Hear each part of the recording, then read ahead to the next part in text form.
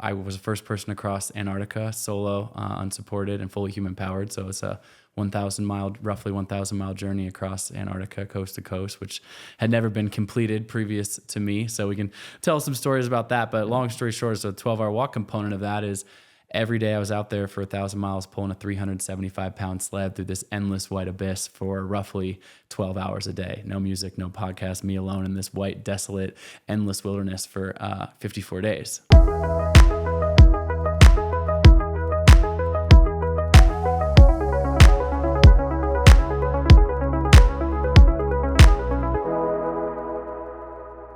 Casey Bannon here. Good to be back with you for another episode of Mind Game. Earlier this year, I did what I normally do on a rained out Saturday at home.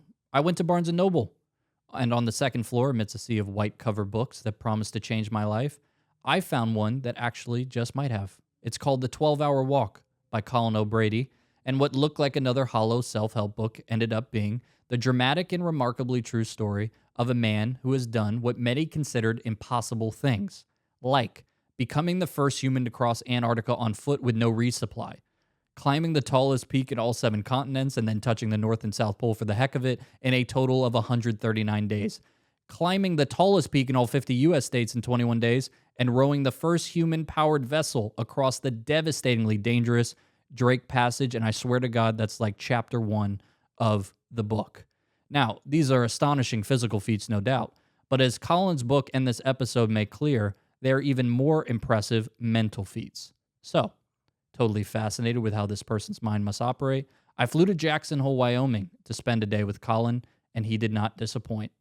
As is the point of Mind Game, what I think you'll find in this episode is a simple mental framework that you can apply to golf, life, or virtually any other task and challenge and goal that you face. A special thanks to our sponsors for Mind Game, Titleist and AG1, who we'll hear from a bit later on, and a huge thank you to all the members of the Golfers Journal, aka the Broken Tea Society. If you enjoy this show and everything else the Golfers Journal makes and would like to see it continue, the best way to do so is to become a member at golfersjournal.com/subscribe. Thanks for listening, everyone, and I hope you get something out of this conversation with Colin O'Brady. Well, first of all, Jackson Hole's a lovely place. I've never been here. Yeah. How long have you been here? Moved here about 5 years ago. Okay. Yeah. So it's a beautiful place. We love it. Yeah, I can see why it's appealing. But you took the 12-hour walk originally, and you're from Oregon, correct? And that walk was on the coast? Yeah. So, basically the 12-hour walk started, kind of goes back a little bit before that, which is I was the first person to cross Antarctica solo, unsupported and fully human powered. So it's a roughly 1,000 mile journey across Antarctica coast to coast, which had never been completed previous to me. So we can tell some stories about that. But long story short, so the 12-hour walk component of that is every day I was out there for 1,000 miles pulling a 375-pound sled through this endless white abyss for roughly 12 hours a day. No music, no podcast, me alone in this white, desolate, endless wilderness for 54 days. But a couple years later, during the COVID lockdown, I'm sitting there on the Oregon coast, and I was supposed to go to Everest that year. Everything's canceled, just like, for the rest of the world, stuff for me being canceled, my book tour being canceled was the least of the world's worries. But all of a sudden I'm sitting there twiddling my thumbs. And despite Antarctica being as hard and difficult as it was to be out there alone, I actually found these deep moments of flow, of peace, of deep places in my mind that were incredible. I think, whether that's in golf or in life, we're looking for these places where we can just get this like inner peace and this focus, this sharp focus. And so I was like, maybe I can recreate that somehow. And so I walked out my front door on the Oregon coast during COVID, and I ended up basically, obviously it wasn't Antarctica, but taking a day, no music, no podcast, just me alone in my thoughts, walking slowly. And I took tons of breaks. It wasn't like I was trying to go a certain distance, but a full day out there. And I came back and I found that I was able to tap into this sort of meditative flow state again and really kind of work through a lot of limiting beliefs, problems that I had just overcoming in my own mind by something very simple. So I just suggested it to a couple other people. I said, hey, people are COVID lockdown. What have you been up to? I was like, oh, I know this is crazy, but I'm just doing this 12-hour walk thing. And before I knew it, 10 people I knew, 20 people I knew, 30 people I knew tried this 12-hour walk. And it had life-changing effects. I mean, people came back, wow, I had this incredible idea about my business or a business I want to start, or I've been working through this relationship conflict and I solved that, or wow, I got back into, other sports that I do, golf, cycling, whatever, but I found myself more focused, ability to perform better. And I was like, wow, there must be something here. So anyways, long story short, I wrote the book, The 12-Hour Walk, which is a book about mindset, is a book about how we can overcome our own self-doubts, our own limiting beliefs. But through this lens of saying, don't just read it in the book. I tell the cool stories in the book. I think you enjoy the hell out of the book. But it really, as you know from reading it, is a simple call to action, which is don't just believe me. Invest one day in yourself, turn your phone off, walk out your front door. It's free to do. You can check out all the information and FAQs on the12hourwalk.com, and it will have life-changing effects. Yeah. Do you think silence is really kind of the key there, the common denominator? I mean, I guess you could, there's plenty of beautiful golf on the Oregon coast. You could have gone, played 54 holes that day or whatever, but is it just, in this time where I certainly feel myself just incredibly overstimulated, working from home. I saw this great meme the other day that was this sad guy at a computer at work, and he's like, I hate looking at bad screen, and then he's very happy when he comes home, and he's like, I love looking at good screen, and that was his sort of day. So do you think it's just creating that space to be for silence to allow you to work that out is really the key there? Yeah, what thing was interesting, so, after, I recommended the 12-hour walk just a handful of friends and colleagues, family members, et cetera, during the COVID breakdown or lockdown, and people came back with all this really beautiful feedback. So I started researching it a little bit, what is it about walking? What is it about silence? And there's actually a lot of scientific research that goes into sort of the rapid eye movement of the right, left steps, the sort of sequencing your heart rate and your motions to that. But then I started asking people a really basic question. I said, what's the longest time you've ever spent alone in the last decade? Asking adults this question. And I go, let me define that for you. I go, okay, so it's not, every time you turn on the TV or play music, that negates it because there's external stimulus. Sleeping doesn't count. If anyone else is in the room with you, that doesn't count. So really just intentional silence. Mm-hmm. And the average person looked at me and said, I asked probably 1,000 people this question. I can't think of a time more than 30 minutes, ever, right? And look, I'm guilty of this too, right? We have our phones in our hands. We're standing in line at Starbucks. The first thing you do, I'm going to flick through Instagram. I'm going to check my email. I'm going to read ESPN.com. Whatever that's going to be. And so we have these abilities to consistently distract our minds. And when I thought about that, I was like, oh, the 12-hour walk is the most simple prescription. Like I said, it's accessible to anyone. It's right out your front door. It costs nothing. But what's the special sauce? That's your question. And it is that we, in this modern era, no longer have the ability to be bored, to just have our mind wander a little bit. Of course, being outside, having fresh air, even if you're walking around your neighborhood, it doesn't really matter where you are. I have to be on some beautiful trail. But it is in the committing to stillness and silence. And what people come back to me over and over again is goes, I've been working through this problem in my mind, but I'm constantly distracted. Every 10 minutes I check my phone or whatever. Yeah. And so the gift of saying, hey, I'm going to take an entire day, at first it's an edge. Most people find that in the first 2, 3, 4, 5 hours, there's a lot of resistance. Like, oh man, I don't like being alone in my thoughts. All sorts of other scattered ideas are coming up. I can't grab my phone and distract myself. And that's very difficult for people. But you push through that discomfort, you push through that edge, and people find on the back half of the 12-hour walk, wow, my brain slowed down for the first time in years. I had this calm, this peace. And certainly, we find this out on the golf course. We equate it to that. Sometimes you're on the first tee, but you're still thinking about that business meeting you had, or that the fight you had with your wife, or something, new kids that whatever. You're still there, and you're like you can't get focused, right? But there is something. Particularly, I love walking the course myself, obviously, but you get halfway, you get on the back 9, and something slows down a little bit. You're focused on, you're present, right? You're outside. Generally people aren't, listening to music, whatever, maybe chatting with your buddy in your foursome or whatever. But it is actually, there are some similarities here, but it is that it's rare in our modern society that we are alone and we take time in stillness, disconnected.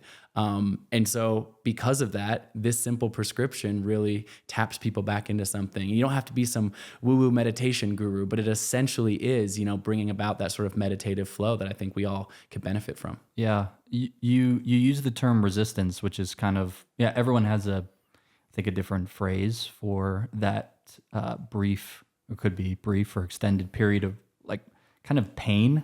when you embark on something hard or trying to solve a problem, whether that's mentally or a hard project. Stephen Pressfield called it resistance in The War of Art. Golf fans would know Stephen Pressfield is the guy that wrote Legend of Bagger Vance, Right. actually.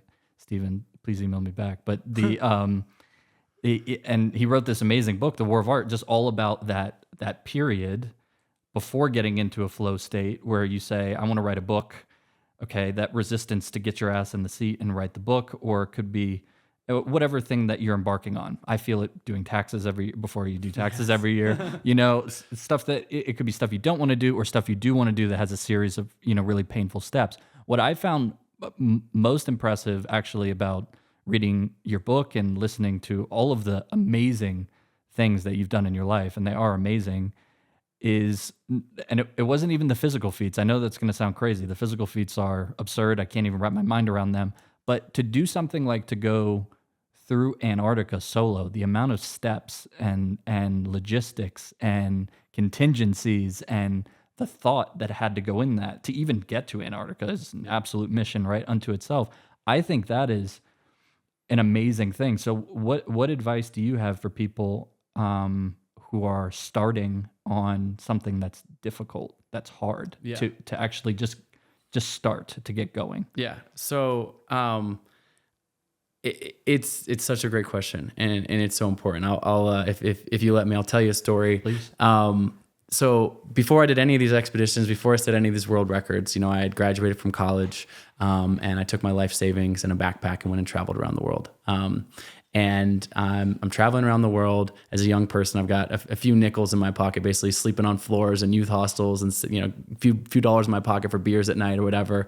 But just trying to have an experience and spread my wings in the world. And I end up in this small beach in rural Thailand, and I end up being a silly 22-year-old, and I decide to jump a flaming jump rope, as one does, and on this beach in Thailand. And no surprise, retrospectively, but that rope wraps around my legs, sprays excess kerosene to my neck, lights my body completely on fire, and I jump into the ocean, which extinguishes the flames, but not before about 25% of my body is severely burned. So I'm lucky to be alive, but now I'm on a beach in rural Thailand in the middle of nowhere, skin hanging off the lower half of my body.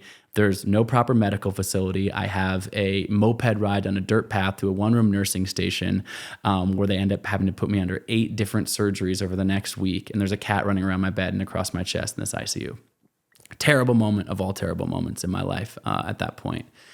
Thankfully, there is a heroine to the story, which is my mother. She shows up on about the 5th day. And now I recently became a parent. I have a 14-month-old son. So I have even more empathy for what it's like to see your child in this helpless, just burned to a crisp, horrible state. And the doctors had told me, hey, Colin, you'll probably never walk normally again. And they had said that to me, and the physical pain is one thing, but when someone says I've been a Division I swimmer, active in my body my whole life, and all of a sudden, hey, you're never going to walk normal again because you made one stupid mistake as a 22-year-old kid, and an instant life is over. So I'm in this really depressed mindset. And my mom says, Colin, if you could do anything when you get out of here, she's just wrapping me in all this positivity. Let's visualize it. What would it be? And I'm like, Mom, what are you talking about? I want to play this stupid game with you. She goes, no, please, visualize anything. So I close my eyes, and she sees me smile. She goes, what'd you see? She leans in on my hospital bed. And I go, well, I actually just saw myself crossing the finish line of a triathlon. And it's the stupidest thing. I shouldn't even be saying this. And she goes, no. Amazing. She could have easily said, I said set a goal, but like the legs, maybe something a little more realistic. But instead she says, great. But then here's to answer your question, how do you start? She goes, you know what? We should start training for that triathlon right now. I'm like, what are you talking about? I'm in a hospital bed in Thailand. There's bandages my waist down. And she starts yelling out. She goes, Doc. And she goes, Doc, my son's training for a triathlon right now. And the Thai doctor's like, what the hell are you talking about? And she convinces him to bring in these 10-pound dumbbells. And so there's photos of me in the Thai hospital lifting 10-pound dumbbells saying, hey, I'm going to race a triathlon one day. To your point of it's daunting to start anything, I'm starting something where there's just so not a clear path to any way of being able to do that. Fast forward a couple months. I'm in the Thai hospital for a couple months. I finally get flown home to Portland, Oregon, where I grew up. I haven't taken a single step yet. I'm carried on and off the plane. I'm placed in a wheelchair when I get home. First day I'm in my mother's kitchen. She wakes up. She goes, I'm sitting there in my wheelchair. I'm sitting in her kitchen. And she goes, hey, I know you've got this big triathlon goal, but today your goal is to take your very first step. And then she says, she grabs a wooden chair from our kitchen table and places it one step in front of my wheelchair. And she goes, I don't care how long it takes you. The only thing you have to do today is get out of your wheelchair and take one step into that wooden chair. It took me 3 hours that day looking down at my burned legs, my atrophied legs. They were the size of my wrists. But I did it. I take my first step. But my mom wakes up the next day, she moved the chair 5 steps away, the next 10 steps away. Each day I could take a few more steps. And then you fast forward 18 months from then, I finally got out of that wheelchair, could hobble around a little bit, wanted to move on with my life and get a job. I had an economics degree from Yale, so I tried to get a finance job in Chicago, which I do. I signed up for the Chicago Triathlon. And 18 months after being burned in the fire, 18 months after being told I never walk again, I compete in the Chicago Triathlon. And the, I guess, exclamation point on the story is there was one more surprise in store for me that day, which is I hadn't just finished the triathlon, but I actually ended up winning the entire Chicago Triathlon. Which is it's insane. Insane. That's the crazy part of the story. Placing first out of more than 4,000 or 5,000 other participants. But I say that story in reference to your question, which is you have that resistance to start. And, I love to ask this question, what's your Everest? And, I went on to climb Mount Everest as my childhood goal, but that's a question I ask in the 12-hour walk as a framing question of what's your big goal? What's your big dream? Like you said, is it to be a scratch golfer? Is it to be, to write a book, like you said, to start a business? But then you start going like, oh my God, I'd have to practice golf so much to get to that level. Or I would happen to write a book. Like, I don't even know what would the first paragraph, let alone how do I get 300 pages out of this, right? We get these limiting beliefs in our mind, like it becomes too big. But for me, it's so obvious. It's what I love to say is small steps, big gains. And so I say to someone, sure, set the big goal. No, it is. I want to write a book. And then say, tomorrow, when I wake up tomorrow, if I dedicated 15 minutes to this goal, what would that look like? I'm going to write 4 sentences tomorrow. Like, they might not even 4 sentences that make it in the final cut of the book, but you're going to sit down and you're going to write something. That's the equivalent of saying, my mom saying, cool, you want to race a triathlon? Well, at some point you're going to have to swim, bike, run, train, get a bike, blah, blah, blah, and all of a sudden it gets done. She goes, I don't care. Take one step out of your wheelchair and step into that wooden chair. Tick the box and move on. So whether it's climbing Mount Everest, whether it's walking across Antarctica, et cetera, we've heard it many times, but, a journey of 1,000 miles begins with a single step. But it is that essence, which is set the big goal, let that be your North Star, but then just ask yourself every day, what one small thing what one email can I send? What one phone call can I make? What small incremental step can I make? Small steps, big gains. Do you think there's something to the fact that you said you told your mom, I'm going to race a triathlon, and you set that as your Everest for that time, and the fact that you actually did it, that has some sort of flywheel effect for the rest of your accomplishments? I ask because it feels like more and more I'm sensing if I tell myself I do something that I'm going to do something, and I actually do it, I feel this overwhelming energy. I get energized to do another hard thing.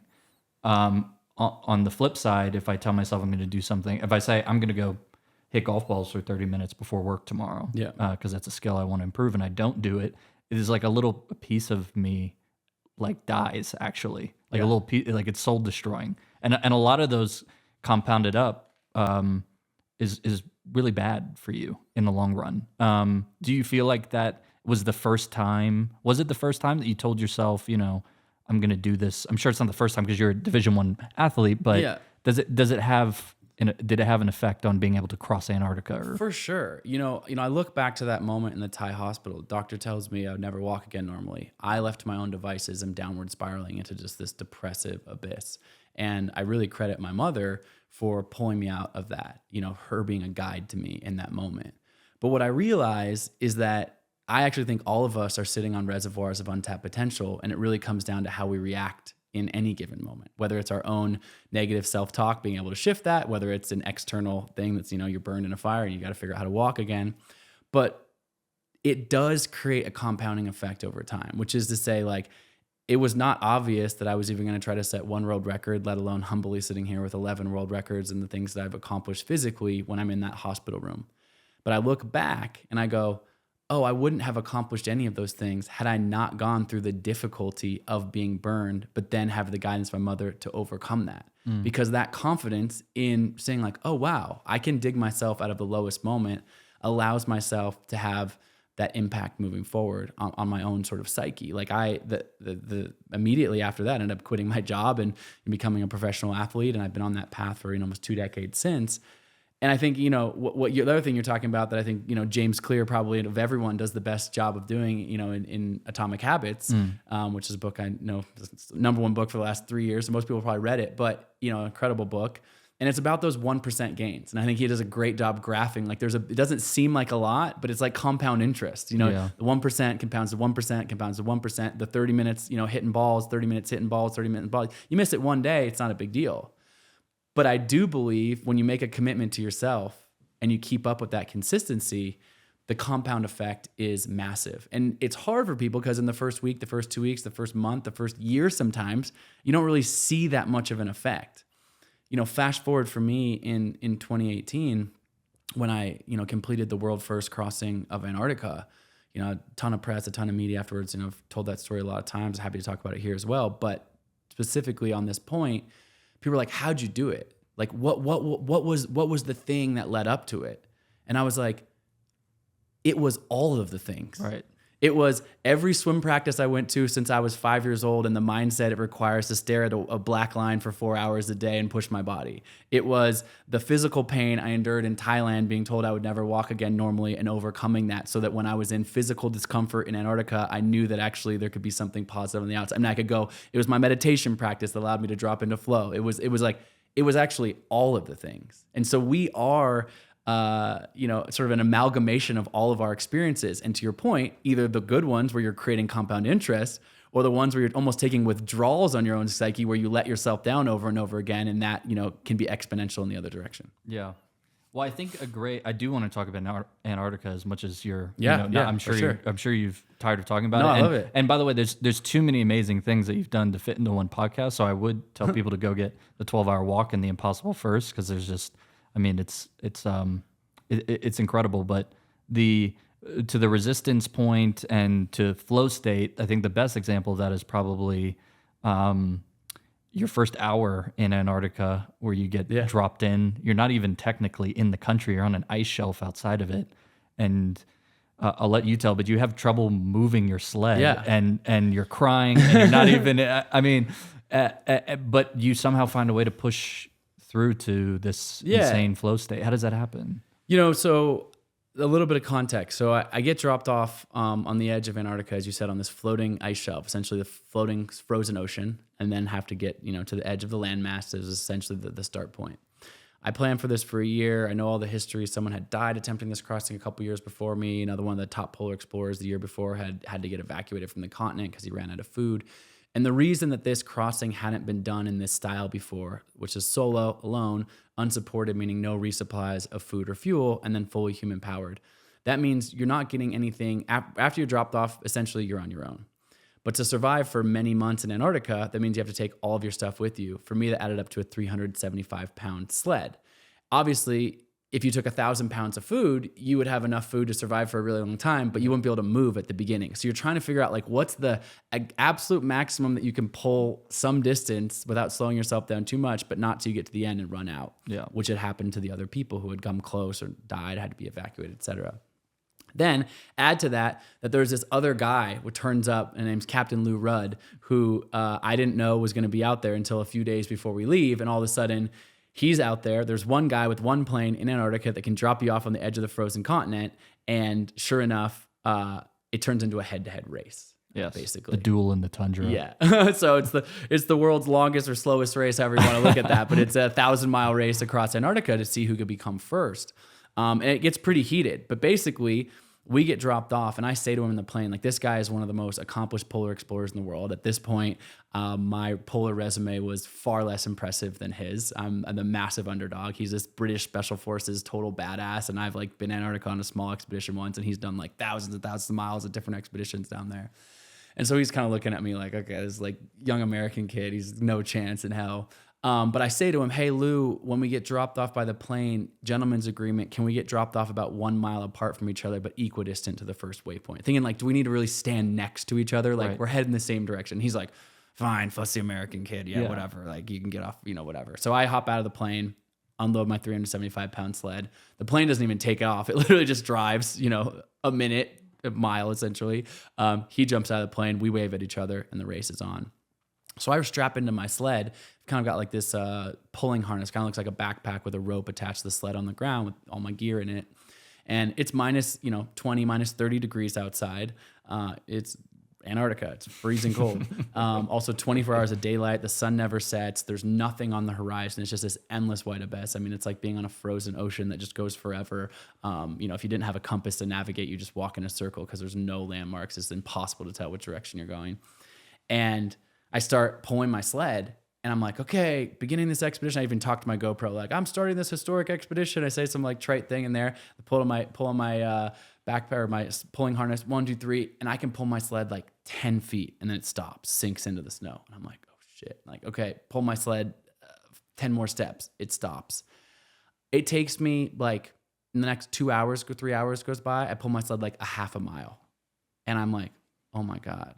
And I had called my project The Impossible First, thinking, this thing might be impossible. I thought, I might fail on day 30, day 40, day 50, like people had. But I never once even thought about the fact, like, what if I can't pull my sled at all? And so I start crying, actually, because I'm so defeated in this moment. I start crying. I feel so pathetic. But then Antarctica is just unrelenting because it's minus 30 degrees outside. What happens when you cry? Well, the tears, they freeze your face. Antarctica doesn't care. Antarctica does not care. So in case you're wondering, I've looked up the list of the most pathetic feelings one can have ever, and frozen tears on your face are pretty much, alone in Antarctica is pretty much the top of that list. I get on my satellite phone. I talk to my wife, Jenna, and she says some encouraging words to me. She goes, forget about, by the way, I look over at Captain Lou. Is he having the same problems? He just disappears off the horizon. He's just cruising. I'm like, he's English. He's dialed. I'm like, well, I'm amazing. Already lost the race. So she says to me, forget about Captain Lou. Forget about this. Get to the first waypoint, which again goes back to this sort of incremental small steps, big gains. What I say, she goes, literally, it's not 1,000 miles. Get to the next half mile ahead, set up your camp, restart, which I do. And I wake up the following morning, and I always joke around. I feel like I wasn't alone in my tent. I was like, there's like 5 other people in my tent. People are like, wait, I thought you were alone. I'm like, no, I was alone, but there were the 25 or the 5 worst versions of me in that tent. We all know this feeling when we beat up on ourselves, right? I'm like staring back at myself like, Colin, you idiot, you're weak, you suck. You told the New York Times you're going to be the first. You can't even make it a mile. Like, this is pathetic. I mean, just beating myself up. We know this feeling when you go on tilt on the golf course, right? You have a bad shot. Oh my, another bad. Oh, you hit the bunker. Oh, you shanked that one. I thought you thought you were good, right? And I'm in that moment, and I basically, I'm a big fan of this, which is I believe that we are the stories we tell ourselves. We are the stories we tell ourselves. Our own internal dialogue really does dictate many of the external outcomes. And I'm telling myself the worst story I possibly can in this moment. And so I calm myself down, actually get outside of my tent in Antarctica. I throw my arms out as wide as I can. I'm trying to rewrite the story, and I actually start yelling at the top of my lungs out loud in the middle of nowhere by myself, Colin, you are strong. You are capable. You are strong. I'm like yelling this at the top of my lungs. And I wish I could say, I said that, and all of a sudden I sped 1,000 miles across Antarctica. Right. That's not what happened. But it did give me the courage and strength to get 1 more day further, 2 more days further, 4 more days further, 5 more days further. And, fast forward all the way to the end of the expedition. On the day 6, I did pass Captain Lou. We had a pretty intense exchange, but I moved past him a little bit in the race, and I ended up staying in front of him for the rest of the time. But, 52 days into this expedition, I've lost, so much weight. My ribs are sticking out. My hips are sticking out. Like, I'm emaciated. I'm on my last couple bites of food. I'm as beat up as you possibly can be. Happens to be Christmas Day. I've been gone through a bunch of storms. And then I start pulling my sled that day. And I start pulling my sled, and something about the stillness, the silence, I hallucinated throughout this expedition, all sorts of there's a whole book, Impossible First, about all the things that happen in this project. But then all of a sudden, I tap into this deep flow state. And I had intentionally deleted almost all my music, all my podcasts, everything, to try to tap into these places inside my mind. And in this flow, all of a sudden, my body forgets its weakness. And I start feeling like I'm getting stronger and stronger. My sled is a lot lighter at this point, but still, I had barely been able to get out of my tent at this point. I mean, you see photos of me, and I'm just banged up. I'm a mess at this point. I'm on my very, very last breath at this point. But all of a sudden, something switches in my mind. And I end up being 77 miles away from the finish line, 15, 20 have been like my maximum mileage in any given day in about a 12-hour push. But something switches and I go, you know what? I feel stronger, more capable, more lucid, more clear than I've ever felt, which is kind of ironic because I'm so far at the end of this expedition. You'd think that you're going to feel worse and worse and worse and worse. Right. But I end up doing 77 miles straight without stopping in a 33-hour nonstop push to get to the edge of Antarctica and claim the prize as the first person to ever make a solo unsupported human-powered crossing of a continent. And forgive the long story, but looping fully back around is to say we often think that it's linear, as in if day 1 is bad, day 2 could only be worse. Day 3 is only gonna be worse than that. Day 4 is gonna be this. Like we have that effect. Or if your business is going downhill in one quarter, oh God, quarter 2 could be, that we're losing it. Everything's just gonna continue to go downhill. And what I have found is that it's oftentimes not linear. Even in the exercise that I invite people to take their own 12-hour walk, people's feet are more tired on hour 10, 11, and 12 than on hour 1, 2, or 3. But because of that mindset shift, because of the quieting of the mind, actually people are in more flow. Mm-hmm. So what does that tell me? It tells me that actually the access point for flow or concentration or your highest best self is not by avoiding discomfort. It's actually going through discomfort. I want to mention this, which is, I'm not sure exactly when this podcast is coming out, but you can do the 12-hour walk any day, but I have these global days once per quarter or so, but the next one coming up is October 5th, 2024. You can sign up on the website for free. You're still walking 12 hours alone, but we have people from all over the world doing it on the same day. So I think last one we had, there's 1,000 folks from 35 different countries or something like that. So there's that collective energy of doing that. So for anyone who's listening that appeals to, whether you want to take the 12-hour walk any day, check it out. But if you're looking to do it with a little bit of uplift of a global community, the next global one is on October 5th. But that point remains the same, which is it's rather than, an avoidance of discomfort, but it's actually through it, the learning from that can actually tap us in to the more deeper meditative flow states that we seek. Yeah. That's an interesting one about the access point. Like, I just wonder how much we know. Maybe you would know more than me about how to actually get into flow state and how to really leverage it. But it does seem like that the task at hand has to be somewhat challenging. It has to be within your sort of limits. Yep. But it has to be challenging enough. And I think there's all this other external stuff about novelty and the pressure and the stakes. There's a lot of different ways that you can trigger it. I've actually been studying it quite a lot. A dear friend of mine who's one of the foremost experts, a guy named Hassan Khan. I just did this cycling project a couple months ago where I set the world record for cycling across America with my childhood best friend in 6 days, 6 hours, 43 minutes. It was a new record, California, New Jersey, cycling across America. But I got introduced to this guy named Hassan Khan, who I was just with last week, and he's become a dear friend. He's one of the foremost experts on flow. And so it's interesting. I was exciting to dive in with him. He's got, Harvard education, all this research and all this sort of stuff. And it's like, I've tapped into flow state a number of times in my life, including in Antarctica, including as a kid, as a swimmer, and I'd kind of find myself there. And it was amazing to sit down with him. I highly recommend people checking out his work as well. He's an incredible guy. He's got tons of resources online to learn specific tactics for this. He goes into top businesses around the world and teaches businesses how they can find flow in everyday life, whether that's in presenting, whether that's in the boardroom, et cetera. But it was interesting for him. He said the first thing he said to me when I sat down, he goes, "You have tapped into probably more flow states than the average person." And he'll tell me about them. And I describe a bunch of different ones. And we're getting ready for my cycling, project. And obviously I'm going to be on my bike for a week straight without stopping, essentially, alternating with me and my childhood best friend to set this record. And he goes, you've stumbled across it because you have essentially stumbled through these 5 steps to get there.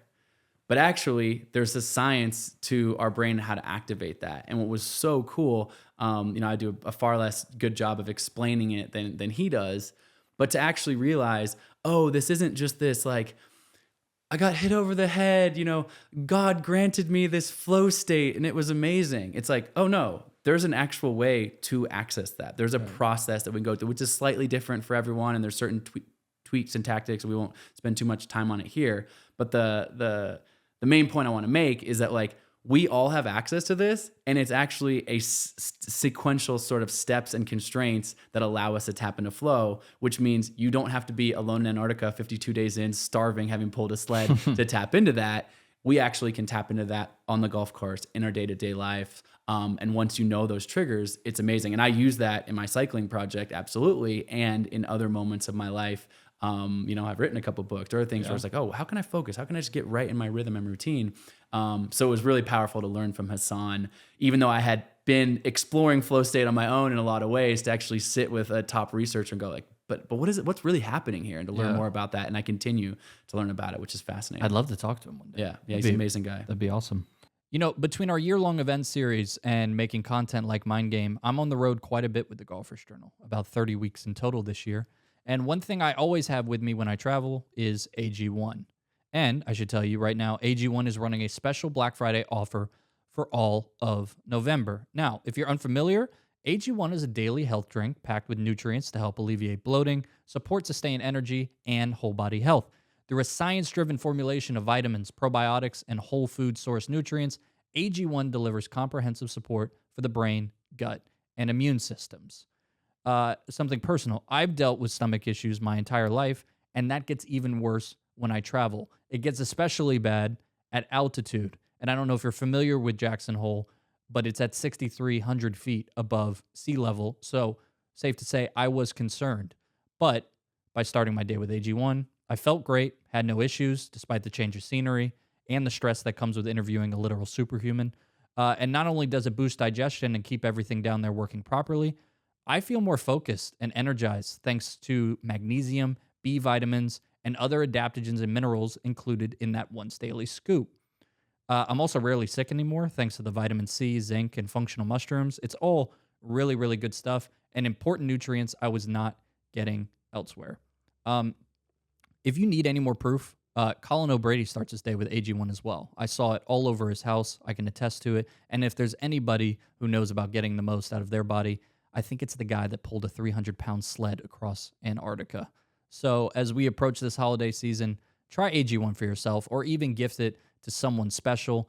It's the perfect time to focus on supporting your body with an easy and surprisingly delicious daily health drink. Every week of November, AG1 will be running a special Black Friday offer for a free gift with your first subscription, in addition to the welcome kit that comes with vitamin D3 plus K2.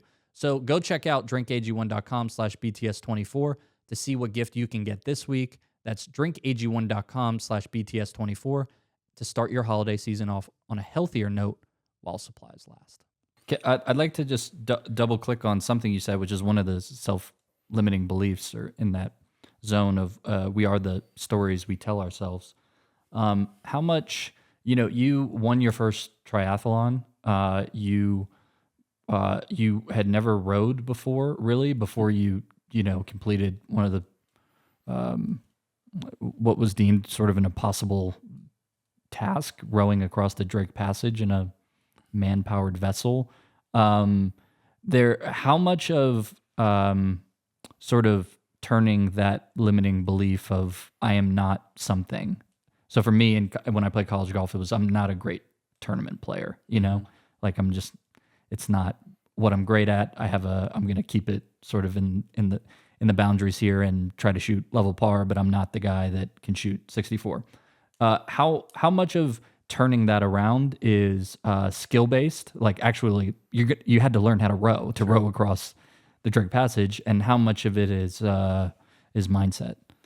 Yeah, I love saying that. I am we are the stories we tell ourselves. Also, you sat down with me before we were rolling here, and you're like, so tell me about, you play golf? Are you a good golfer? Yeah. And because I've been world class in lots of other sports, my default response to golf, because I'm an okay golfer, I'm a pretty medium golfer, not something I spent a ton of time on in my life, but I've perhaps golfed more than other people, right? I'm somewhere in the middle. Like a +3. He's definitely a +3.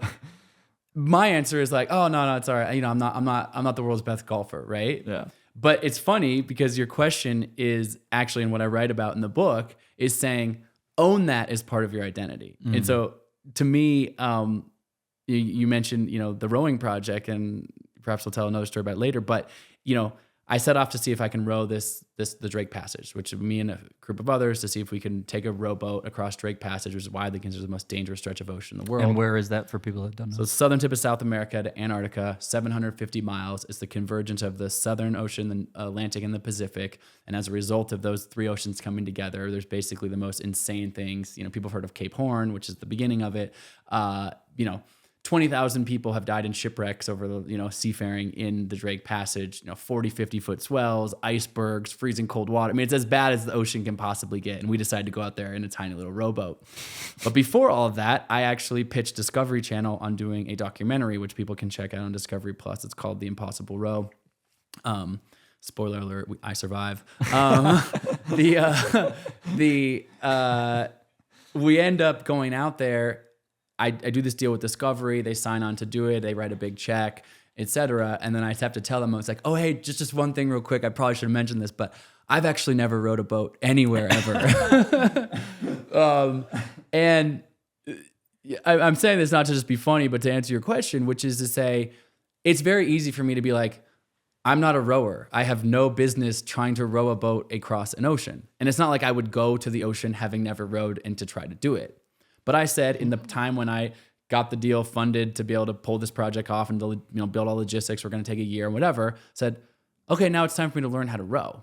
And I went out on the Willamette River, which is in Portland, Oregon, near where I grew up, found my buddy who was a great rower and said, teach me how to row. And he takes me out in this one-man single scull. And within my first few strokes, I flip the boat over and fall on my face out of the boat. And the first day on the river was mostly like that, me falling in and out of the boat, taking a few strokes, trying to even just keep upright because these little single sculls are very, they fall over really easily with your balance, if you're not balanced right. But I got out of the water that day and I said, this is the hack. I was like, I'm a rower. And that might sound ridiculous. I'm not a good rower. I'm not a good enough rower to row across an ocean yet. But I have now been on a rowboat by myself. I've taken a couple strokes. I am a rower. People think, oh, my dad runs marathons. My colleague, runs ultra, Ironman or whatever. I'm not a triathlete. I'm not a runner. It's maybe not as good as them, but like go jog around the block around your house. Like you are a runner. Go hit a few balls. You are a golfer. There's something about claiming that inside of your identity. Like, someone came to me the other day. I do a lot of, public speaking for corporations, which, I enjoy doing, inspiration, motivation, etc. And someone came to me, actually, one of the guys who I rowed the boat across Drake Passage with, he goes, I want to get into speaking, man. Like it seems like you really enjoy it and good money and, whatever. And he just did this rowing project with me. He's got a great story to tell. And I'm like, great. Like, he's like, where do I start? And he goes, like, why would somebody ever hire me to be a speaker? And I said, well, have you ever introduced yourself to somebody as, hi, I'm a speaker? And he's like, well, no, because I haven't done that. And I was like, but surely you have. He's like, he's a good corporate guy. You speak in front of all this sort of stuff. He's like, oh, I did this stuff where I spoke in schools and I this. And I was like, sure. Have you spoken to the Fortune 10? Have you spoken at Google, Amazon, Nike, et cetera? No, you don't have that on your resume yet. But you've gotten in front of rooms and spoke and whatever. I was like, put it in your Instagram profile right now. Put it in your LinkedIn profile. I am a speaker. And I know that sounds, some people might say that's fake it till you make it, but I think it's more of just an identity shift, which is when we claim that inside of ourselves, it actually allows us to then continue. It's like the flywheel you talked about. It's like, okay, if I'm going to tell people I'm a speaker, now I have an accountability to deliver on my ability to speak. So therefore, you ask the question, chicken and the egg, is it more mindset or is it more practice? The answer is it's both. But by claiming that an identity, hey, I'm a rower. Well, then since I'm a rower, I should probably go row a boat tomorrow. Since I'm a speaker, I should probably work on my craft. Since I'm an author, I should probably sit down in front of my computer and type words. Like there's something about claiming that story inside of your identity versus look at the opposite of that. Oh, no, I'm not a golfer. Yeah, no, I'm not a speaker. No one's ever. It's like, well, then if you're not, you're actually telling yourself, I am not this. So you're likely not going to become it. And so I say in the book as simple, be your not. It's kind of a phrase that I was, obviously it's a phrase that's not grammatically correct, but it's be your not. Instead of saying, I'm not this, I'm not that. Just be like, I am this. Yeah. So that sets you off on a really nice path. What about when because a lot of these things I imagine have a lot of technical aspects to it, right? Climbing dangerous mountains, rowing, pulling sleds, even down to the small stuff, boiling your water in Antarctica and stuff like. what is your process like of being able to pick up new skills and stuff very quickly? Yeah. So, at this point, like I mentioned, there's 11 world records and then sort of 5 or 6 pretty diverse buckets, which I Right. think in and of itself is interesting. But I'll get back to what I think is the actual through line, right? So I have world records in polar travel, high altitude mountaineering, Everest, K2, et cetera. Especially trail running and lower level mountaineering, or lower peak mountaineering and trail running, cycling, as I mentioned, and rowing. Like those are all very different things. And then also in certain environments where it's hot on the bike, it's cold on the ocean, it's in the water, high altitude mountaineering, there's all different components of that. So 2 things. The reason I believed I could row a boat across a Drake Passage after walking across Antarctica, those 2 things are completely different other than the fact that they both ended on the coast of Antarctica. They both suck. I'm Yeah, sure, at the they're moment. both miserable. But it's a mindset, right? It's like, oh, I don't actually have this. I don't have the rowing skill. Yeah. But I have worked on the skill of how does my body react under stress and strain? How do I do under sleep deprivation? How can I stay focused in a life-threatening situation? Like actually, that's the foundational skill. The rowing, the actual moving my arms and legs in that motion, that can be learned, as with the technical mountaineering skills of how do you tie into a rope? How do you, use a carabiner? How do you use an ice axe? I'm not saying people just go recklessly do this. So it's to say, like, if you have that mindset, it's the ultimate, we've heard this word many times, growth mindset. Like, I'm not, rather than saying I'm a fixed mindset, I'm this in this moment. It's like, yeah, I don't know how to row a boat right now, but I believe I can learn and then apply my underlying mindset to do that at a high level. And this should not be understated. I know this is a big part of golf, even at the highest professional level, which is coaches. Like, there are experts in every single one of these fields that, have varying degrees of expertise or skills or whatever. But on every single one of these, it's not like I've been like, I'm Colin O'Brady, world class, blah, blah, blah, whatever. I don't need help. It's the opposite. It's what I mentioned. Like, yeah, I've tapped into flow state and written about it in books, and I'm still seeking out a Hassan Khan to learn more about flow state, right?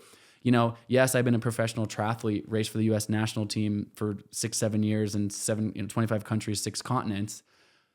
Didn't ride my bike for quite some time, but set my sights on this cycling record this year. The first thing I did, it's me and my childhood best friends, like, let's find the absolute best coach to coach us in cycling. Do I already know a ton about cycling? Yes. Have I cycled at a world-class level? Yes. I still have a ton to learn. So we go and find this guy named Gary Hand, who, if anyone's looking for a cycling coach, this guy is a freaking legend. But he coached us up, and we came to him and said, like, hey, we're trying to set this world record. And he's like, well, when's the last time you rode a bike? And I was like, like 10 years ago.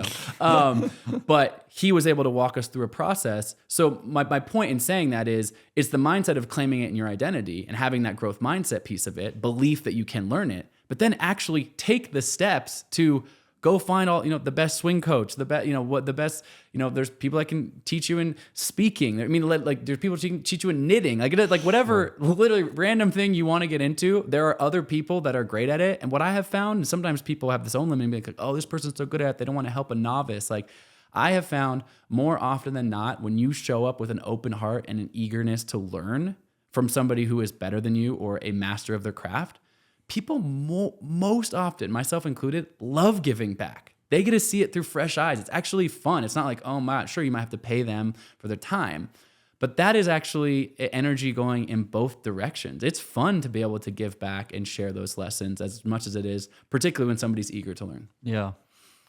I guess the only difference between trying to get really good at golf and some of the missions that you've undergone is the consequences, right? Like what I find amazing is that it's not saying like, I can be a rower, like I'm going to learn to row. If you don't row well, you die, Yeah. Like that's the amazing thing, which is that the stakes are so high. And it reminded me of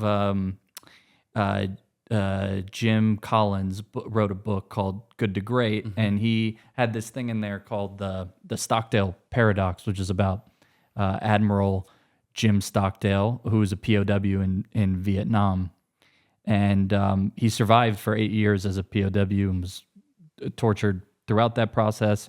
And many of the people that he went in there did not make it out. And he was Jim Collins asked him what the difference was between him and everyone else. And he said the optimists went first. And so it was this amazing, and what he meant by that was he had this amazing balance between maintaining the utmost faith that he was going to go home someday, but also being realistic in his circumstances. How is it for someone like you who's I imagine grappling with that? Yeah. How do you reconcile those two things? Yeah, some people look at the projects I've done and they go, "Oh wow, this guy must just be an adrenaline junkie, just pushing the edges of this." And That's what it reads like. yeah, Yes. it certainly reads that way. It's funny for me because I look at it's kind of come from the opposite standpoint, which is I look at myself as somebody who is actually mitigating risk, actually trying to de-risk situations. Like, it's not like, how can I find a more risky? Of course, I could just sit at my house and do nothing. Sure. Right. But it's more so saying, okay, if I'm going to row the Drake Passage, what are all of the risks and how can I learn and prepare for all of those things when they do inevitably come? It should also be said, because I don't think it's been said enough here. We've talked about a lot of times that I've achieved here. Oh yeah, I set this world record. I won this race, whatever. I have failed so many times. Like, I have failed so many times. And one of my favorite things to say is winners lose the most, actually. We think that winners have this winning mentality. Like, winners win and they always win. And we look at the greats and this many, grand slams in tennis, or this many majors in golf, or this many world records. That guy just has a winning mentality. But I've gone back and studied it. I've studied my own path. The most successful entrepreneurs in the world, business folks, sports, etc. And what I've actually found, and it's definitely true in my own story as well, I can give some examples, but is that the people that reach the top of their field are actually just taking more at bats. They're actually getting out there more times, taking more proverbial swings of the club, and failing over and over and over and over again, but a willingness to learn through those failures. And so to me, it is important to at least enter that into this conversation right now. My first project, I ever tried to raise money for my first project ever. I had no money, no background. I'd never climbed mountains. I was trying to do something called the Explorers Grand Slam, to climb the tallest mountain on each of the 7 continents and complete expeditions both the North and South Pole. That's called the Explorers Grand Slam. And I was trying to do it in world record time. This was after my professional triathlon career, my first big, world record breaking expedition. What would a world record have been in time? It was 197 days. Okay. I ended up completing it 139 days. So but I'm going out, but I realized this project's going to cost $500,000. At this point, I've got like 300 Twitter followers, like, $10,000 of my life savings, no background. I'm a professional athlete in triathlon, but I don't not like have ever no reason that someone would like bet on me in something else. So I put all $10,000 into building a website. So like, I'm gonna raise this money. I better have a cool website, look slick, whatever. And I think I'm gonna have a website and I can talk to people about this. And I did this whole nonprofit project. I was trying to raise $1 million for charity, also to combat childhood obesity. Impacting school kids around health and wellness. That's a big part of my path as well. And I still have this nonprofit. I'm proud to say at this point, it's been almost 1 million students enrolled in various programs. But this is the early days. Like, I start my nonprofit, we've done nothing, and I set this website, and I have no funding for this project. I start talking to people. And the first, I don't know what the exact number is, but it felt like 1,000. The first 999 people I talked to just say like, no, we're not going to fund your project. No, there's no marketing ROI on this. No, like that's not going to work. It's over and again, fail. And people around me going like, Colin, bro, when are you going to get like a real job? Like, this is obviously not working. You're talking about climbing Everest and North Pole, South. You've never been to these places. Everyone's like, all the reasons I can't do it. And the empirical evidence is showing that I am failing. Like, I'm actually taking the initiative to set up meeting any random person at a company or a corporation or a whatever, and they're all just telling me like politely, like, no. So a couple months before I'm set to leave, I'm still several $100,000 short of raising enough money for this project. And a buddy of mine invites me to this local LA Fitness to do a spin class. And I'm like, bro, I'm a professional athlete. I'm not coming to like the local gym to do a spin class on a Sunday. That goes to LA Fitness. Like, absolutely smokes that group. And so my ego almost gets the better of me. It's like, come on, just come. And I'm like, fine, whatever. And so I show up at this spin class. And we walk in and he introduced me to this woman. She's on the spin bike already. Class hasn't even started. She's probably in her mid-50s. She's super fit. She's dripping in sweat. She's already like ripping a workout, and like the workout hasn't even started yet. And he's like, oh, Colin, this is my friend Kathy. Introduced me to this woman. And And he goes, Colin's trying to set a world record actually, but Kathy, didn't you set a world record? And she's like, oh, she laughs it off like a million years ago. But turns out she had set the world record in the 5K on the track, when she had been a teenager, several decades previous. And I was like, wow, the 5K world record, like that's super legit. She's an amazing runner. And then I give her this little 30, she goes, tell him about your project. And I get this 30-second little like spiel on my project. Like, oh, I'm trying to climb these mountains and trying to do this nonprofit thing, kind of just comes out. She goes, oh, cool. Good luck with that. Spin class starts. I'm sitting there like, I'm in a spin class at LA, but like, what am I doing? And so then I get off the spin bike and I'm wiping my bike down, get the sweat off it as you do to be courteous in the group fitness class. And by the way, at this point, now I do love group fitness, so don't let my negativity here. Like I'm a convert. I actually freaking love a good Soul Cycle Peloton workout. But at this point, my ego is better of me because I've been like racing bikes professionally at that point.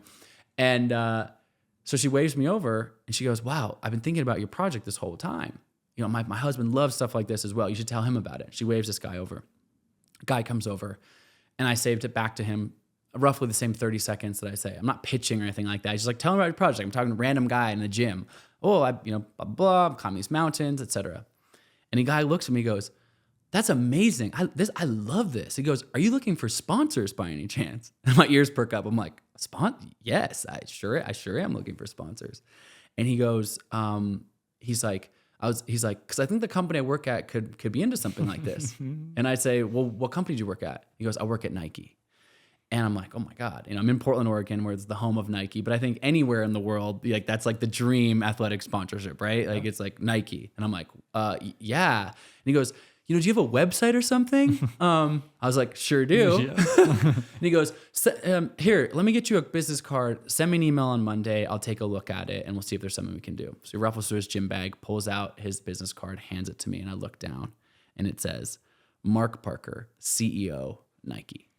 It's a good card. It's a good card. And I can't, obviously they get behind the project. It's incredible, etc. However, why do I tell that story?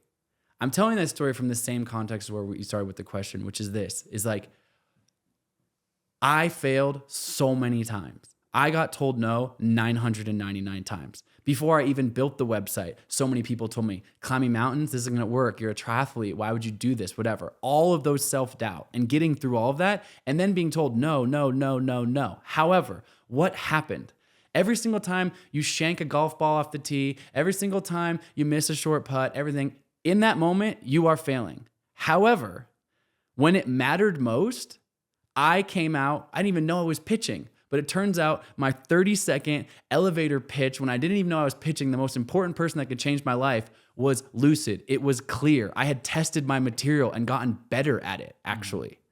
And so the point being is, had I talked to Mark Parker, the CEO of Nike, on my first ever pitch, I probably wouldn't have gotten the Nike deal. I got the deal. I won, essentially, in this moment because I had lost 999 times before that and the willingness to continue to keep taking another swing. Yeah.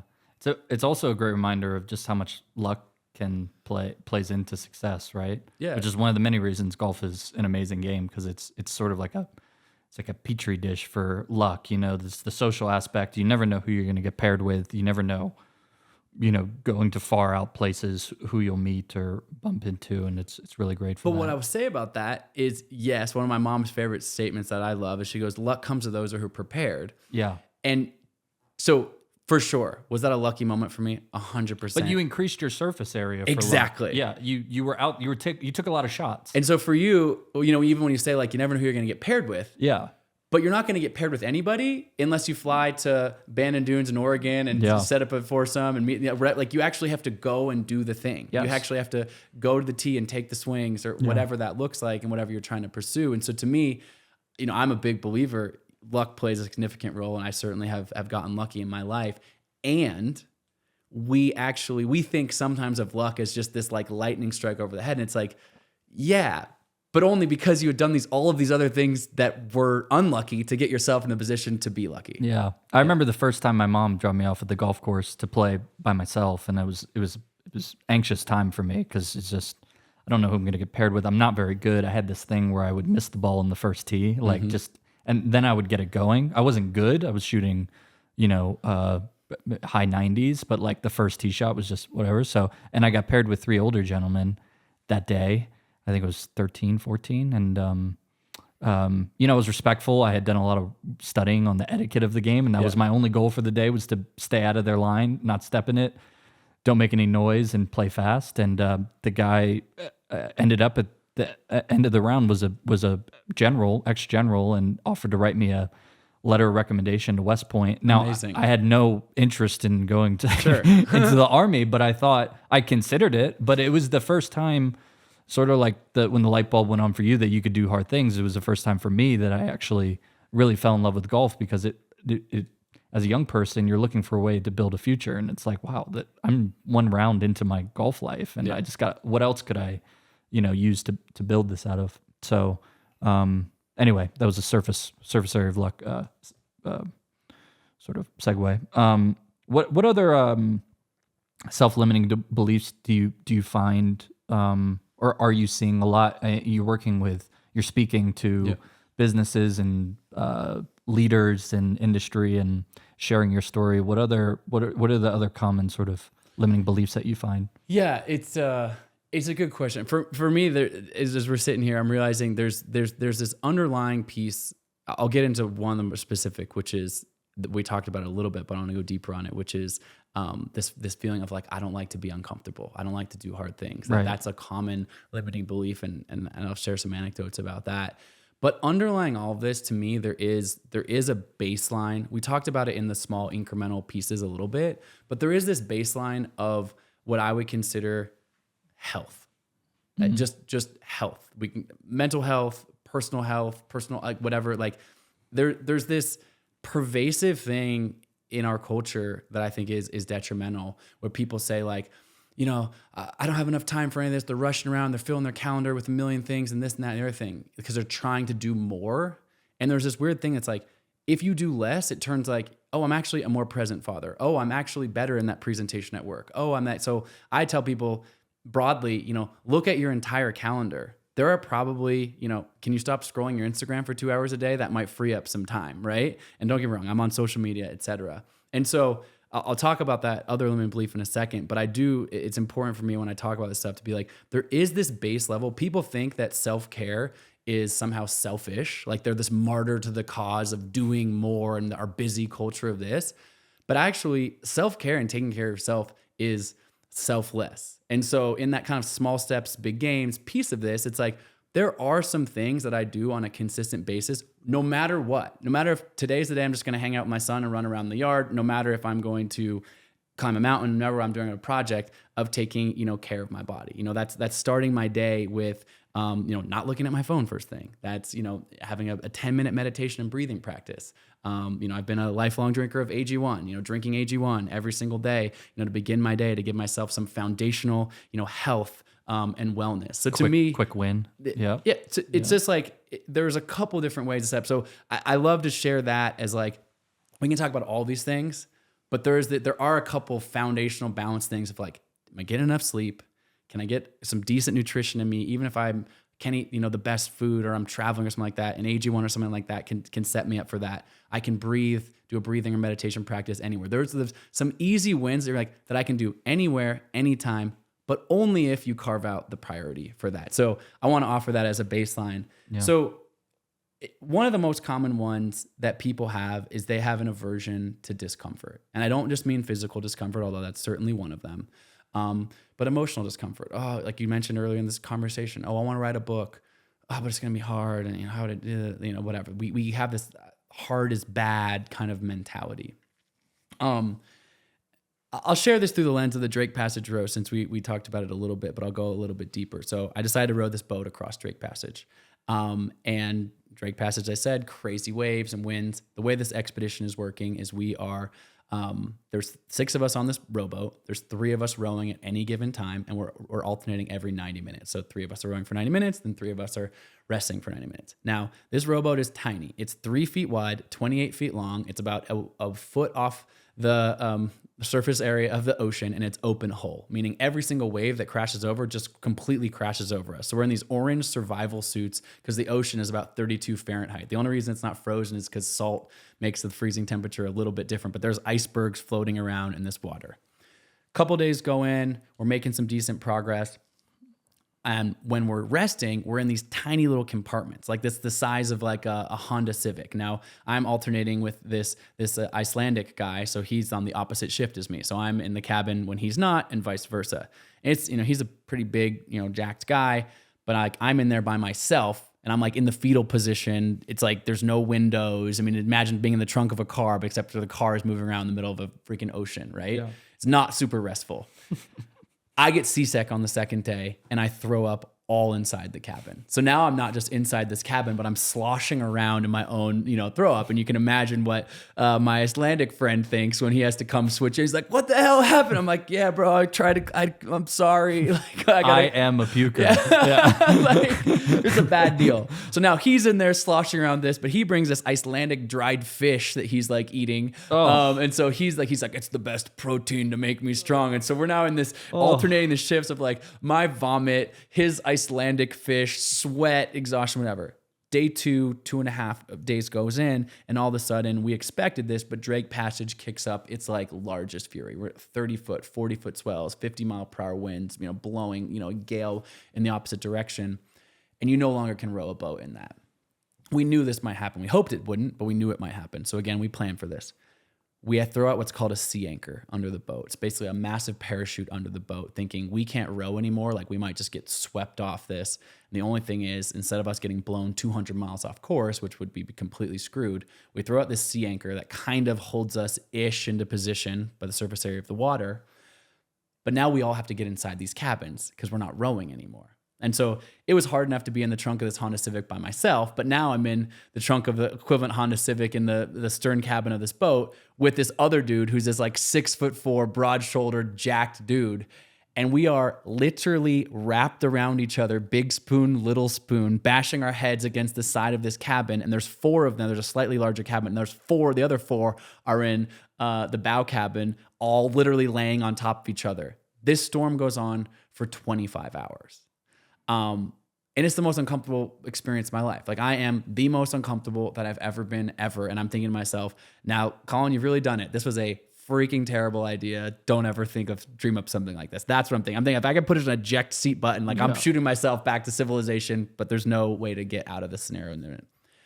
That happens 5 different times over the next 2 weeks as a rowing Drake Passage. We'd row for a few days, massive storm would kick up. Now I'm hugging, this Icelandic dude getting bashed around this cabin. It's brutal. On day 13, coincidentally it was Christmas Day, someone yells, "Land ho." Like we spot land. We spot the continent of Antarctica. We realize we're close. We get closer to that, and all of a sudden there's the coastline of Antarctica is one of the most extraordinary places, and I think the most extraordinary natural beauty in the world. Humpback whales, orca whales diving off the stern of our boat. You've got penguins diving off icebergs. It's extraordinary. We end up lighting these signal flares in celebration, like we've done it. And this moment is one of the best moments of my entire life. Now, in this moment and other moments like this, I kind of started thinking about our experiences of life on the spectrum of 1 to 10. So 1 being our low moments, right? That's this deep moments of discomfort. Being in this Honda Civic-sized cabin in the middle of Drake Passage, holding on to this guy, wrestling around my vomit. Like that's a 1. Or being burned in a fire and being told I'd never walk again. Or more broadly, loss of a loved one, heartbreak, etc. And 10s are our peak moments, are our high highs. This moment, getting the edge of Antarctica, being the first people in history to row a boat across Drake Passage, like, it's a 10. Like it's a special moment. It's a 10. Or falling in love, or hitting that hole in one on the par 3 you've played in your backyard, 100 times, right? Like these moments, these are these 10 moments.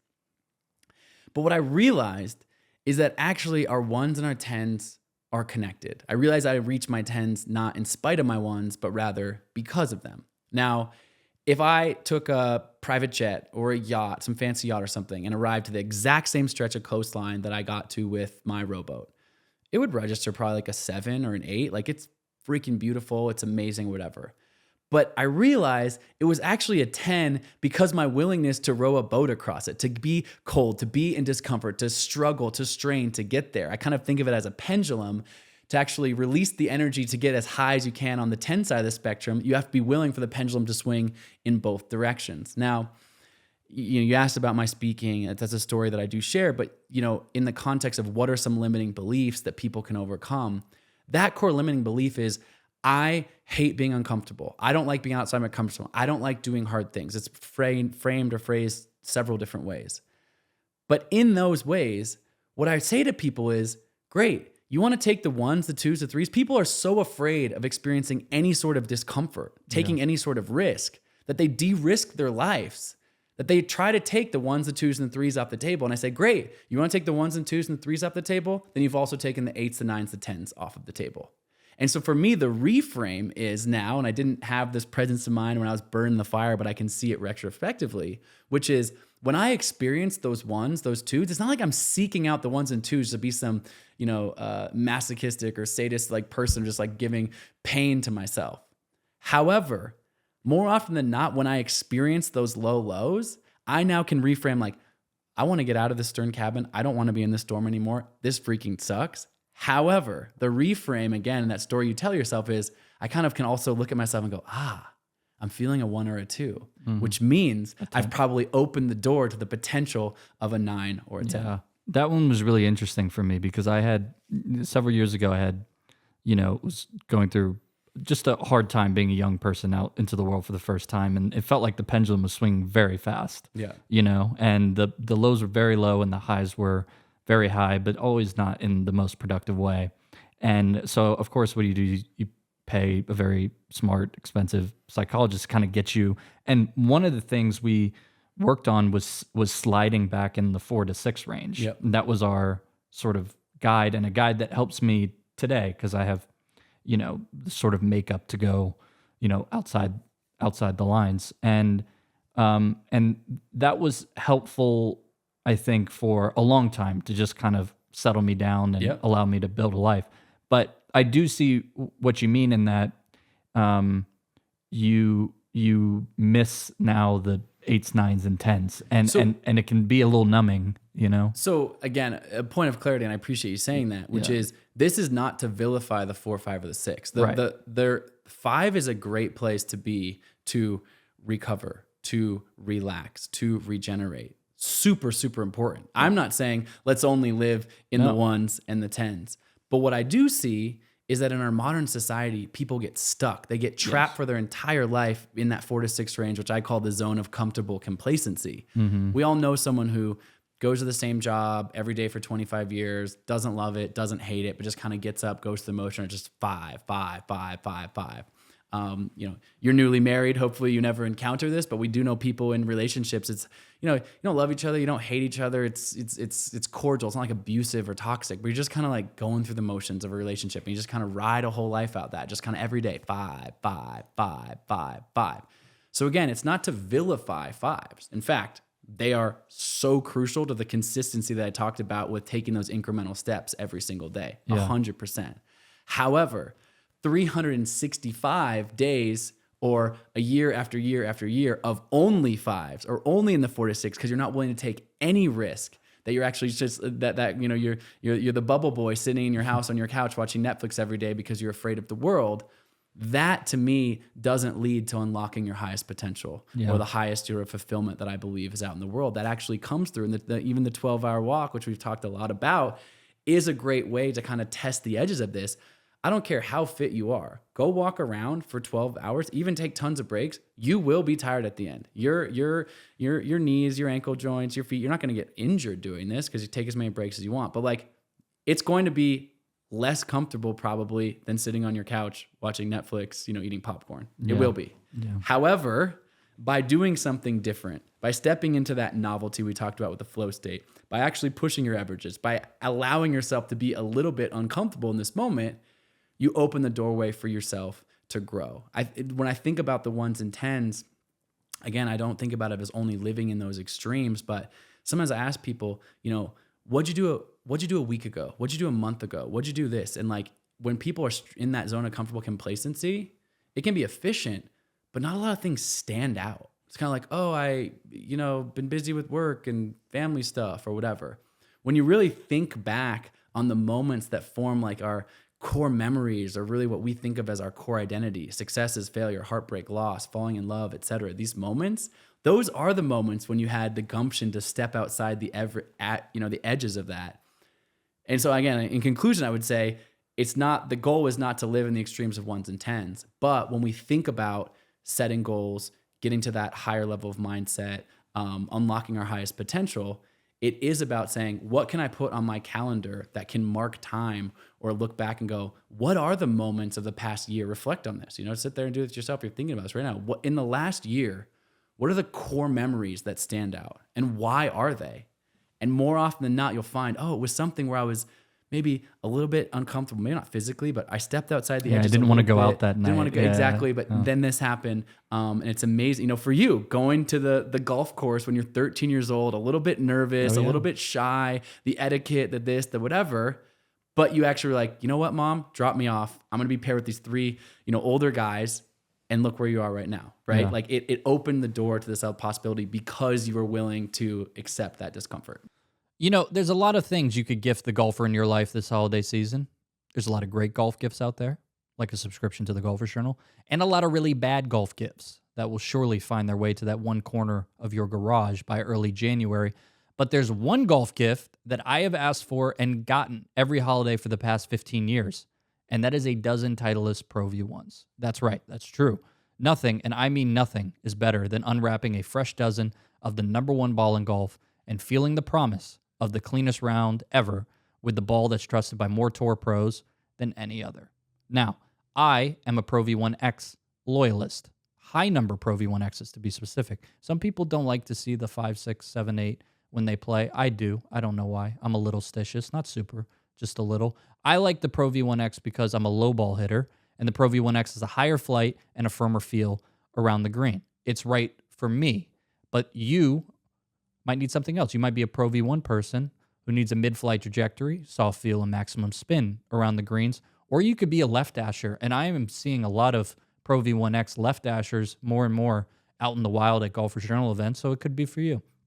I think the point is most people don't actually know what ball they should be playing, but if they want to get the most out of their game, they should be playing some form of the Pro V1. So I encourage you to do 2 things this holiday season. 1, go to Titleist.com to learn more about why you should be playing Pro V1s and which one is right for you. And 2, give it to the golfer in your life as a gift because it's the number one ball in golf, and that makes it the number one gift in golf. Why do you? I guess you write about your why in the book, but what's the point of? I've never climbed, a large mountain, let alone Mount Everest. I actually did think it was one of my favorite parts of the book is when you're doing this incredible challenge where you climb all 50, the highest peak in all 50 states in 21 days. You're like, yeah, I went to Florida. Like, there's a little hill in this like like parking lot. I ran up it. I went down. Like, did 6 more states that day. That was great. So I don't have any of that in Florida, but. What is it like to? What's the point of climbing really tall mountains? I guess there has to be something metaphoric about it. What do you get out of it, and why also is it not enough to just do really hard things? Why does it have to be wrapped in some world record? Why does it have to be K2 in the winter and not the summer? No, it's a great question, and I think it's been progressive throughout my life. If I'm being candid as a younger man, I was, or even as a boy, right? It was, I wanted to swim to win the state championship and then the regional championship and then get a national ranking and get, a Division I, offer, et cetera. And, I ticked a lot of those boxes. And there's part of me that I've always enjoyed the process. And particularly at a younger age, there's that ego inside of me that's driven by the external accolades or the praise, of that. I think that's somewhat hardwired into all of us, but in different ways. And so I would be insincere to say that didn't play a role in forming some of this. However, I think over the last decade or so, that has not been the core driver for me. In fact, I've reached a level where I've, gotten enough pats on the back to be like, okay, like my ego feels pretty like well served. So why continue?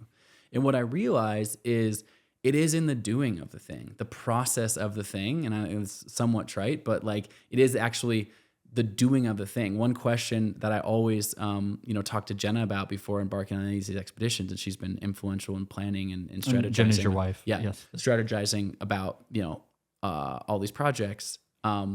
She's asked me before every project I've ever taken on, she goes, if you could tell nobody about this, would you still do it? And if I've ever answered no, then we know it's not to do. It's like, I'm doing this for somebody else's benefit, whatever, to make money. No, like this has to be something. And granted, have I shared these projects at scale? Has there been a ton of press media? Have I written books about them? Do I speak about them publicly and, on stages and corporate audiences? Yes. But the essence of doing them came from a place of, I'm not doing this so I can give a good speech later. It's I'm doing this because I find something personally gratifying in it. I think the most recent example is probably, it's the most recent, but I'll share it, that it exemplifies this point well, which is, as I mentioned a couple months ago, I set the world record for the race across America. It's considered the world's toughest cycling race, California to New Jersey. The record had been 6 days, 11 hours, and we managed to break it by 5 hours. So 6 days, 6 hours, 43 minutes. But I did it with my childhood best friend. So I meet Lucas Clark in first grade. We've been friends for 35 years. I'm 39 years old now. And, we've had an incredible friendship. And he's really into cycling. He's got a normal job and, kids and a family in Denver, but he's just an avid cyclist. And if he wanted to, he could have probably become a professional cyclist. So he's like, I always want to do a project with you. I want to have a great adventure with you. I want, you do all these big projects around the world. Like, let's do something together. And then he pretty quickly realizes, well, if we're going to do something together, it's going to be cycling. Right. So like, can you do my thing? He's not going to row. Yeah. And so I'm like, sure. Like, what do you got in mind? And so 18 months ago, he comes to me and says, have you heard of the race across America? Some people call it RAM, RAAM, RAM. And I'd heard of it just by reputation, but I hadn't spent a lot of time looking into it. And he's like, yeah, it's the two of us. One of us is always riding. This is the world record. If we could set that as a goal, et cetera. So in June, we do set that record. We go out 6 days, 6 hours, 43 minutes and ride our bike for them. And that time is beautiful. However, by setting the goal 18 months ago, it gave me and my childhood best friend 18 months of calling each other every day. How's your training going? We met up and went to various training camps. We went to Colorado and we rode our bikes to Colorado from California. We went to Arizona. We went to London for the wind tunnel. We brought in 15 other people who ultimately supported the project, who also became dear friends, etc. So it's like when you watch the Olympics just finished. You watch the Olympic 100-meter final and you watch 10 seconds or 9.7 seconds of glory, and it's amazing as a viewer. But what I realize now is that was decades worth of work. I know. I think about that every time I see the 100-meter. Just how unfair it is, how it feels, But in the living of it, if you're hating the process of doing the thing for that 10 seconds of glory, that's not the right way to go about it, in my opinion. However, I was like, I hope Lucas and I set this world record on bikes. I hope we do. And we did.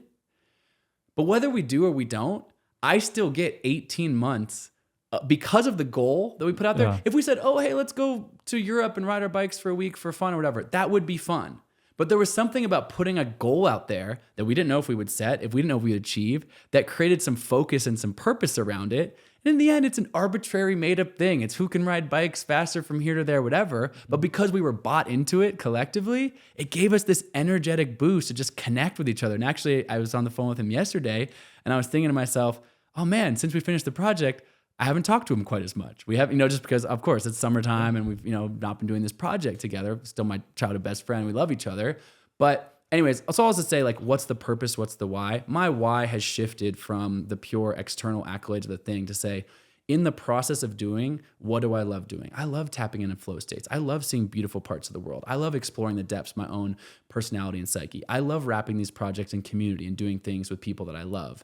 And so a goal, to answer that question again, what's your Everest? Whatever that Everest-sized goal is, it's if you think the moment of standing on the mountaintop is the thing and you're willing to sacrifice the present for the next 18 months just to do that thing, we see this time and time again. There's a reason that there's the thing called post-Olympics depression because so many people think that's a thing. Even when they win the gold medal, it ends up underwhelming in terms of that. And so my check-in is, gold medal, no gold medal, summit, no summit, world record, no world record. is the process of doing the thing actually this? And that's just the icing on the cake. Yeah, it's true. Yeah. Yeah.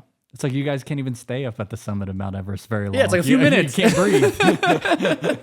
It can't be the point. Exactly. So I'm glad. Yeah, that makes a ton of sense. I guess I'll leave you with one more question, which is that all throughout your story in the book and from the other speaking engagements I've heard from you, it seems like people have told you to not quit your job many times. They've told you your grandma, everyone from your grandma to your friends to your bosses have tried to like sort of nudge you back down a more traditional route at all costs. Yeah. What advice do you have for people to listen to themselves and to kind of trust their instinct and to do what they're passionate about?